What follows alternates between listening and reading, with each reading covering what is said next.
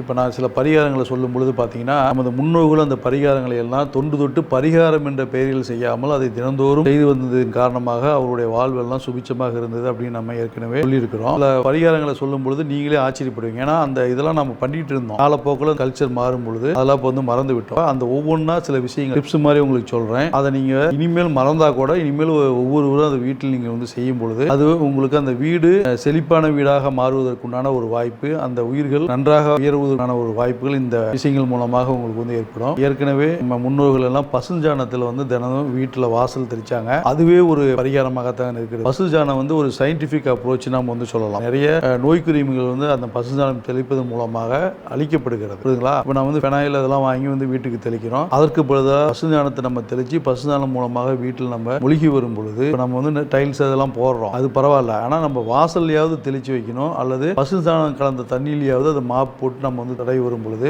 நுண்ணிய கிருமிகள் வந்து அதன் மூலமாக அழிக்கப்படும். இது வந்து ஒரு பரிகாரமாக நமது வீடுகள் நம்ம வந்து செஞ்சுட்டு இருந்தாங்க. ஆனால் இப்போ வந்து செய்யறது கிடையாது. புரியுதுங்களா? இந்த பரிகாரத்தை மட்டும் நீங்க வந்து செஞ்சு பாருங்க. அதாவது பசுஞ்சாணம் தினந்தோறும் தெளித்து வாரத்துக்கு ஒரு முறையோ அல்லது இருமுறையோ பசுவினுடைய நீர் அதை வந்து வீடு முழுவதும் நம்ம வந்து தெளித்து வரும் பொழுது உங்களுக்கு அந்த வீட்டில் இருப்பவர்கள் வந்து மேலும் உயர்வதற்குண்டான ஒரு வாய்ப்புகள் இந்த பரிகாரத்தை செய்வதன் மூலமாக உங்களுக்கு ஏற்படும். இப்போ நீங்க இதை கேட்ட உடனே உங்களுக்கு நீங்களே அதிர்ச்சியா இருப்பீங்க. ஆனால் இதெல்லாம் நம்ம செஞ்சுட்டு வந்தோம், அப்போ அதை மறந்துட்டோம். மீண்டும் அதை வந்து நம்ம எடுக்கும் பொழுது இந்த மாதிரியான வாழ்க்கை நமக்கு கிடைக்கும்.